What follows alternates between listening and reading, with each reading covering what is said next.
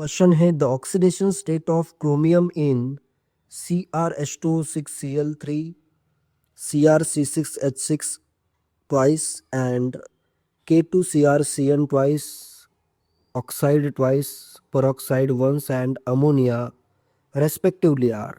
इसमें सब कंपाउंड्स में क्रोमियम का ऑक्सीडेशन स्टेट फाइंड करना है। फर्स्ट कंपाउंड है CrH2O 6 hexa aqua chromium chloride and इधर आ गया Cl3। H2 एक न्यूट्रल लिगेंड है तो इस पे चार्ज आता है 0।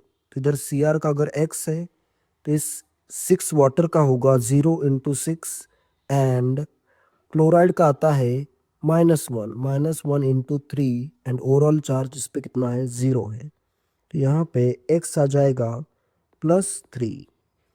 इस क्रोमियम का ऑक्सीडेशन स्टेट फर्स्ट वाले का होगा +3 एंड सेकेंड कंपाउंड है CrC6H6 बेंजीन है। बेंजीन के पाई इलेक्ट्रॉन यहाँ पे डोनेट हो रहे हैं। तो बेंजीन भी एक न्यूट्रल लिगेंड है तो इस पे भी कोई चार्ज नहीं है। तो क्रोमियम का अगर यहाँ पे ऑक्सीडेशन स्टेट Y है तो बेंजीन का यहाँ पे होगा oxidation state 0 × 2 and overall charge इस पे 0 आ रहा है तो इस क्रोमियम का ऑक्सीडेशन स्टेट 0 होगा। सेकेंड में आएगा 0 एंड थर्ड कंपाउंड बहुत ही इंपॉर्टेंट है। इसमें भी कौन कौन से लिगेंड्स यूज हुए हैं ये बहुत इंपॉर्टेंट है। एक तो आ रहा है इधर K2 एंड नेक्स्ट है Cr। Cn पे होता है -1 चार्ज, साइनाइड आयन पे -1।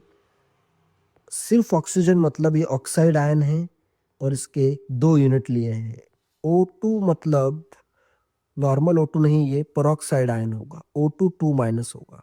And ammonia is a neutral ligand, ammonia पे कोई चार्ज नहीं है तो इसमें पोटेशियम पे +1 चार्ज होता है। इस क्रोमियम का ले लेते हैं Z, साइनाइड पे -1, ऑक्साइड पे -2, पेरोक्साइड पे दोनों ऑक्सीजन का मिला के -2 एंड अमोनिया पे 0 चार्ज। तो इधर +1 × 2 2 पोटेशियम का हुआ +2 प्लस Z 2 साइनाइड का हुआ -1 × 2 -2, 2 ऑक्साइड का हुआ -2 × 2 -4, एक पेरोक्साइड का हुआ -2 एंड एक अमोनिया का 0 is equal to total charge 0। तो यहाँ पे Z की वैल्यू +2 -2 कैंसिल आउट कर देते हैं, Z की वैल्यू आ जाएगी +6।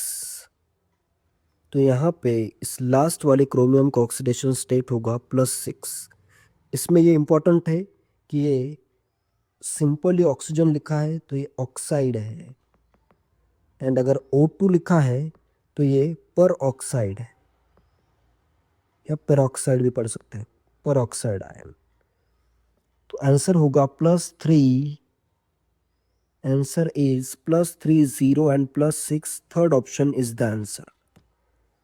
That's it, thank you.